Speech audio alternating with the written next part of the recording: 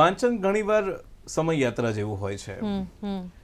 એ સ્થળ કાળ એની પણ આપણને પેલે પાર લઈ જતું હોય છે.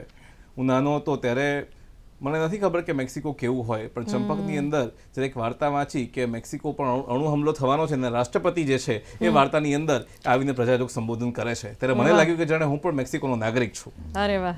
મેં જ્યારે કાચબા કાકાની વાર્તાઓ વાંચી, ચીકુની વાર્તાઓ વાંચી, તો હંમેશા એવું લાગ્યું કે અજાયબી ભરી દુનિયામાં હું જઈ શકું છું. એવી દુનિયા જે કદાચ અસ્તિત્વ નથી ધરાવતી, પણ મારું મન મને બધે જ લઈ જઈ શકતું હતું. અને જ્યારે લઈ જઈ શકે છે, ફરાઈ શકે છે, એ દુનિયામાં આગળ વધારી શકે છે, ત્યારે એ વાંચન જે છે એ મારી વાસ્તવિકતાથી છેડો ફાડીને એ કલ્પનાની દુનિયામાં લઈ જઈ શકે છે. અને ફાલ્ગુનીબેન, કલ્પનાની દુનિયામાં લઈ જઈ શકે એનો અર્થ એવો માત્ર અર્થ એ નથી કે તમે તમારી વાસ્તવિકતાથી ભાગો છો, પણ જ્યારે હું મોટો થયો ત્યારે મને સમજમાં આવ્યું કે જે સ્થળ કાળ પરિસ્થિતિમાં હું નથી જીવ્યો, એ કચ્છના માણસના ગળામાં એનું જે ગળું સુકાઈ રહ્યું છે એની તરસને હું સમજી શક્યો.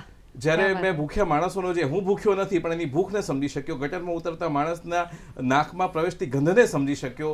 ભલે સિરિયા મારું નથી, ભલે લેબેનોનમાં હું ગયો નથી, પણ આજે પણ એ તસવીરો જોઈને જે પીડા અને સંવેદના થાય છે એ માત્ર હું માનું છું કે નાનપણમાં જે વાંચન થયું અને જે સંવેદનાના રસ ઘૂંટાયા એના કારણે હું આજે એક વિશ્વ નાગરિક બની શક્યો. એનું શ્રેય વાંચનને આપીશ.